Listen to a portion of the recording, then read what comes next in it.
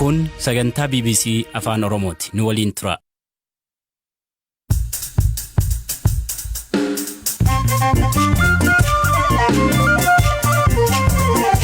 Yooyyaa malee yooyyaa dhaggeeffattoota raadiyoo BBC Afaan Oromoo sagantaan keenya kamisaa am jalqaba. Kopheerra keessatti Itoophiyaan hojjettoota UN ari'uun seera idil addunyaa cabsuu jedha dhaabbatichi. We believe that Ethiopia is not the right. Itoophiyaan hojjettoota UN 8 kunneen ari'uun ishee dogoggora. Itoophiyaan kana gochuu isheetiin seera idil addunyaa sarbaa jirti. National law in doing so. Shaawaa lixaatti haati seeraa torba tokkoof dhabamtee reef ergamuu himan. Torban tokko guutuu barbaadaa baaneet kaleessuma reefuma arganne laga keessatti gatanii afaan carqiidhanii bishaan keessatti gatan. Godin Booranaatti horiin 3,000 ol bonaan dhabame. Rakkoon jajjabduun tamiidhaa bonaata marraa kan qabnu rakkoon jajjabduun marraaf garaachi nama ilmaallee maatiin waan nyaatu qabdu irdaadhaan hin jiru midhaan gara nuun baane rakkoo garaachi namaa rakkoo garaachi horii. Kanaaf oduu dabalatan waliin turaa an asli gilgalu. Dhaggeeffattootni oduutiin jalqabaanii mani maree nageen mootummaa gamtoomanii Itoophiyaan hojjettoota dhaabbatichaa ari'uu mormu yeroo 10ffaa fi kalee dhimma Itoophiyaa irratti kan mari'ate koreen kuniin Itoophiyaan hojjettoota UN ari'uun chata dhaabbatichaa cabsee jedha. Barreessaan olaanaan UN Antonio Guterres gochi Itoophiyaa kun seera idil addunyaa cabsuu jedha. Hamza Hussein gabaas qaba. Manni maree nageenyaa dhaabbata biyyoota gamtoomanii dhimma naannoo Tigraay ilaalchisee ajandaa nagaaf tasgabbii Afrikaa keessaa jedhu jalatti kora banaa roobii taa'een Itoophiyaan hojjettoota UN biyya isheetii ari'uu mormeera. Barreessaa olaanaan UN Antonio Guterres kora irratti ibsa kennaniin Itoophiyaan hojjettoota UN biyya isheetii ari'uu hin dandeessu. Kana gochuu isheetiin ammoo seera idil addunyaa cabsiteetti jedhan. Itoophiyaan hojjettoota UN biyya isheetii ari'uun chaartara dhaabbatichaa cabseera ka jedhan barreessaa olaanaan UN kun mootummaan Itoophiyaa yakka raawwataniiru jedhu yoo qabaate barreeffamaan akka dhiyeessus gaafatan. If there is any written document provided by the Ethiopian government. Miseensota UN ari'aman torba ilaalchisee ragaan mootummaa Itoophiyaatiin dhaabbata UN kamiifiyyuu dhiyaate jiraannaan ani koppii isaa tokko argachuun barbaada. Sababiin isaas ani waa'ee isaanii wantan beeku tokkollee hin qabu jedhan Guterres. Because I have not had any knowledge of any of them. Jimaata darbee ministeera muummee Itoophiyaa Abiyyi Ahmad waliin si'a lama akka dubbatan kaasan Guterres ari'amuu aanga'ootaa irratti ragaa akka erganiif gaafachuu himaniiru. Garuu hanga ammaatti gaaffii ragaa dhiyeessuu gaafadheef deebii hin arganne jedhu qondaalli kun. Walitti bu'iinsi dhalate kun akka dhaabbatu gargaarsi namoomaa namoota gargaarsa barbaadan hunda bira akka ga'uuf Itoophiyaa keessatti karaa mariitiin rakkoon akka furamu waan hunda ni goona jedhan Antonio Guterres. Namoonni osoo rasaasaan du'anii yookiin beelaan du'anii ilaaluu hin qabnu jechuunis dubbatan. Respond to these requests. Kora mana maree nageenyaa UN kanarratti bakka bu'aan mootummaa Itoophiyaa Ambaasaddar Taayyee Asqasillaasee ammoo ejjennoo Itoophiyaa fi sababoota miseensonni torba UN ittiin ari'aman jedhan dhiyeessaniiru. The UN staff Ethiopia expelled sideline their hojjettoonni UN ari'aman kunneen lakkoofsa namoota miidhaman jedhamanii akka malee ol kaasuu akka waan lammiileen beelaan du'aniitti gabaasuu akkasumas mooraa UN eegumsi taasifamuuf keessatti finciltoota hidhatan afeeruu sababoota ittiin ari'an ta'uu kaasan. First, UN staff shall neither seek nor accept. Yakkaawwan hedduu kan eeran qondaalli kun hojjetaan UN dhaabbata alaa irraa qajeelfama gaafachuus ta'e fudhatan akkasumas odeeffannoo sababa itti gaafatamummaa irra jiraniif argatan kamiyyuu qooduu hin qaban jedhan Ambaasaddar Taayyeen. Private gain, financial or otherwise. The most fundamental element of the sovereignty of the state has to. Itoophiyaan eenyu akka seenuu akka bahuuf turuu danda'u murteessuudhaaf mirga walabaa qabdii ka jedhan Ambaasaddar Taayyeen seerotaa fi dambiiwwan idil addunyaa jiran garaagaraa eeruun tarkaanfiin biyyattiin fudhattee bu'uura seeraa qabaachuu ibsaniiru. Humanitarian operators, we have not forgone this fundamental right. Hojjettoota isaanii Itoophiyaan biyya isheetii hariita 8 ilaalchisee dookumentiin gosa kamiyyuu isaan qaqqabuu ka haalan Antonio Guterres gama isaaniin ragaan harkaa qabdan yoo jiraate naan ga'a jechuun Ambaasaddar Taayyee deebisanii gaafataniiru. Simple.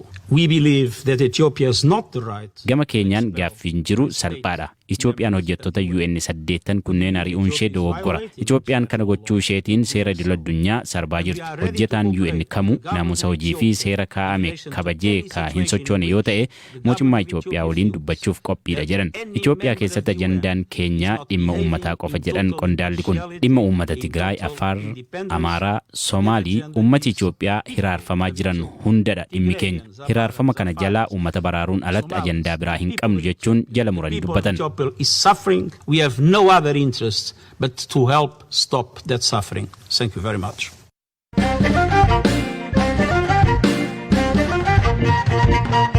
Godin Shawaa Lixaa aanaa Ejeree kan hojjechaa turte haati seeraa Waynashet Abbabee bakka jiraattu magaalaa Hoolataa keessa erga dhabamtee torbe tokkoon booda reefisii argamu maatiin BBC'tti himan.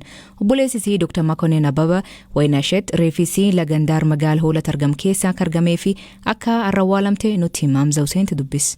Nuyi Finfinnee jirra. Gaafa masqalaa nu bira oolte gaafa lammaffoo barumsaa jechuudha gara mana ofiisitti deebite. Gaafas galgala sa'a 3tti nu dubbifne nagaan geechee mana kee jenneen gaafa roobii guyyaa 3 jechuudha hin dhabamte. Egaa mana kireessee biraa fi bootaa hojii ishii yoo gaafannu har'a hojiillee seennee jedhanii warri mana kireessellee manni banaadha garuu ishiin hin jirtu jedhan. Egaa barumsaa soqiinsa deemnee sa'a yeroon sun waan galgalaa'eef jechuudha sa'a 12tti dhageenye nuyi. Eegas kaakinoo torban tokko guutuu barbaadaa baaneet kaleessuma arganne reeffuma arganne laga keessatti gatanii afaan carqiidhaan hidhanii bishaan keessatti gatan. Hoolataa matti argamte? Hoolotaadhaa olee baadiyyaatti gara wal maraa jedhan. Maatii qabdii? Yaa abbaa warraa hin qabdii garuu daa'iman godhanne.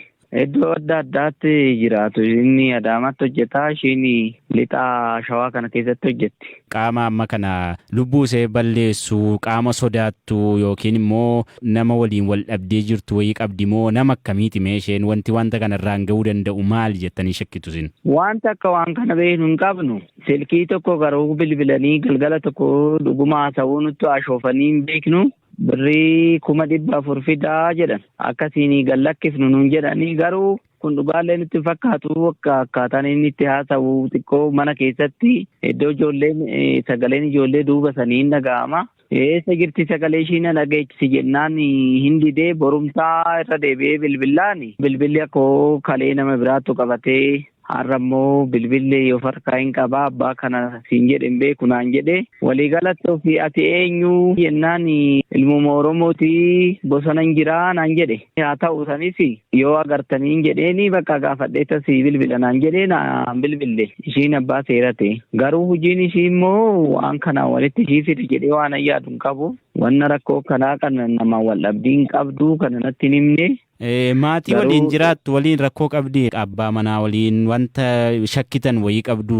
Rakkoon kanaan ga'u hin jira jennee yaadnu garuu akkuma namni jalaa waa miidhamee tokkotti shakkuun keenya noolle saniu maalirraa kaatanii xiqqoo faaran qabanu. Faarri isin immoo haaluma xiqqoo ganzabaa akkumatti itti fayyadaman malee waan rakkoo guddaa kanaan ga'u hin jira jennee yaadnu sunis dhugaa nutti fakkaatu.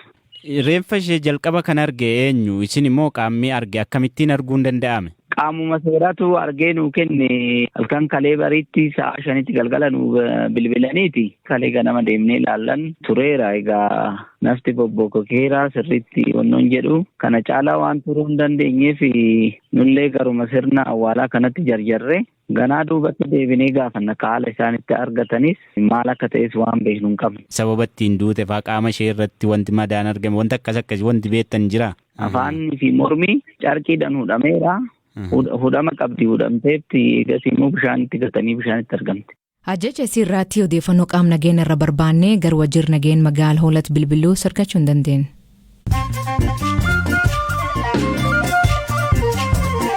Dhaggeeffattoota namoota gaggabaaboo addunyaa isanii dhiyeessaa jalqabaanii barreessa lammii Tanzaaniyaa Abdulrazaaq Gurnaa badhaasa Noobeelii ogbarruu bara 2021 injifachuun ibsama. Swidish Akademiin dhiibbaa kolonii nuumirraatti ibsiif taa'ee barreessuu isaa faarsa. Badhaasni Akademii Swidishiin kennamu kunin $1 miliyoona 140.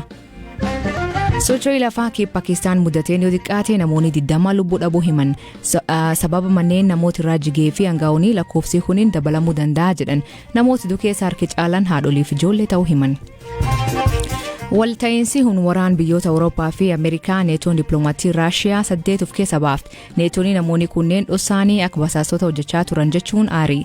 Raashiyaan gammisiitiin biyyoonni lixaa akka sheexanaatti nu ilaalaa jechuun himatti. Durtaan ergam gamtaa Awurooppaa Liibeeriyaatti magaalii Monrooviyaa Afrikaa keessaa xurii akka ta'e ibsa. Hooganaan kunin kan walga'ii koree magaalichaa irratti dubbate Monrooviyaan magaala nam jibbisiisuu jedhe. Hangaa'otni magaalichaa maallaqa magaalicha qulqulleessuu fi waggaatti biyyalarra dhufu akka itti fayyadaman himuu qabanii jedhe.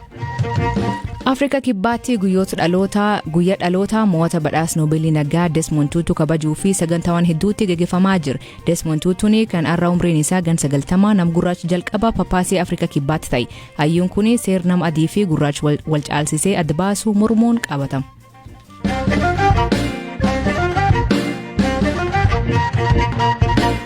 Godin Booranaatti bon dheerateen horsiise bultoonni loon 3,000 ol dhabuu himan. Jijjiiramni qilleensaa waqtii roobii eegamu booressuun namoonni haal sodaachisaa kee jiru himan.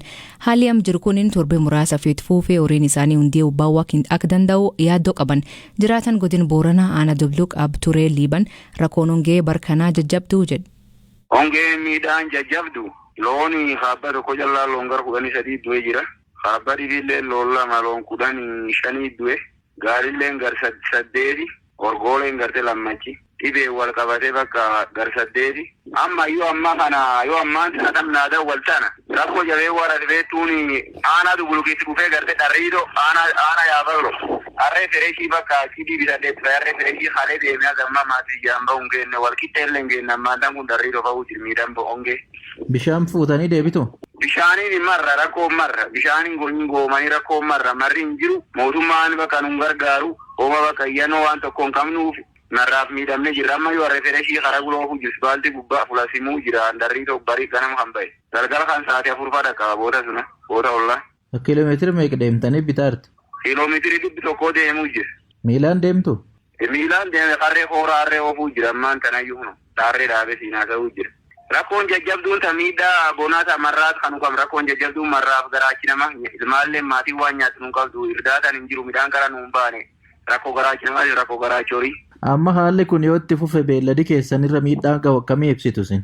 Tokkollee nutti hin baanii waan jedhan na agarsiisu fuuldura yoo waaqii boriif taane roobiin torbee har'aarritti gumaa ta'ani gumaata mara kanan geennu yoo waaqii roobiin wanni nu qabnu tokkolleen. Lafti bonaan obba'uu jirani bakka nuuyyaa innee warra hojjetaati nuuyyaa innee nu afaaniin itti himne hin barreessinaa jedhani barreessanii erginee nuun jedhan homaa nuun qaqqabne waan tokko tarkaanfii homaa gargaarsumaatu hin argane. Itti gaafatamaan waajjira hooggansoota balaa godin Booranaa obbo Liiban Kabadaa aanaalee godinii Boorana qabu hundi keessatti hongeen horii jeesaa jiraachuu hima. Aanaa 11 addatti akka malee haala ammaa ta'ee jiranii aanaalee 11 kun horiin baay'ee keessatti waa jira. Harka namaatiinis kaafamaa jira ofiin danda'e dhaabbannees jira ragaallee guyyaan abdeetu godhaa jirra himaa jira haalli jiru amma torbe tokko callaa keessatti amma horiin harka namaatiin kaafamu gara loon 1,814 ga'a hadii ammoo 826 ga'a akka malee cimaa deemaa jira haalli jiru amma deeggarsallee gaafachaa jirra naannoolleen marga wayii barbaaddee bituuf proosesii eegalanii jiranii. Bishaanlee raabsaa jirraa danda'ametti ijoo adda addaa qindeessinee boottii akka sagaliitti raabsaa turre sun keessa ammoo dabalataan boottii 10 naannoon nu eeyyamtee calbaasiirra jirra. Haalli jiru waliigalatti rakkisaadha. Waliigalatti haalli jiru jajjabaadha. Yeroon roobuu kun kan dadhabin taasisa harki namaa homaa bahuu hin danda'u. Akka malee jajjabaadha. Namni waan cufa furee waliin ga'uu danda'u yoo waaqni namaa roobe waliigalatti haalli jiru cimaadha. Gama margaaf bishaaniitiin rakkoo cimaa jira. Waliigala amma egaa hongeen kun jalqabe loon obba'ee hagamtaa lakkoofsa? Baay'eedha. Naannoo isa gaabsanii ofirra kan qabu malee akka deengaddaatti naannoo 3,000 darbanii jiran. 3,000 darbeera? Obba'uu waan hin oolle harka namaatiin kaafamu kun faan akka malee sodaachisaa. Amma immunitii waan hin qabneef humni waan hin qabneef garaa waanuma hin qabneef yoo waaqi roobe roobilleen fixuu danda'a. Irraafuu hin danda'an humni raafaniin hin qaban yoo roobeyyuu sodaa guddaa jira. Olumoo sulleen amma warra atilees kennetti hin qabannu. Dhumuu danda'anii. Beelladaan alatti namarra miidhaan ga'ee jiru akka ammaa sababa hongeeti. Namarratti beelli kan jiru mootummaan waajjira seennaatiin hanqinni nyaataa kan mul'ate warra inni ijoo waliin taanee Komishinii Hooggansoota Balaa Oromiyaa waliin taanee gargaarsii dhufaa jira. Hagam nama guddoo rakkoo hin qabu. Dhaggeeffattootteen sagantaan har'aa ganumaa nu waliin turuu keessaniif ulfaadha isaniin jedha. Mammaasi galgala kanaa mani jarjaraan jaaran yoosuu diigam hiikan isa sanbiraat maanii kooment keessatti nu beeksisa. Sagantaa kan qophees Hamza Hussein gam teknikaatiin Oskar Bunga kan isaniif dhiyeessan asli galgalooti agborisaatti akkana nagaa waaqa kee bulaa oraa bulaa deebana hangafamaan dhan bulaa.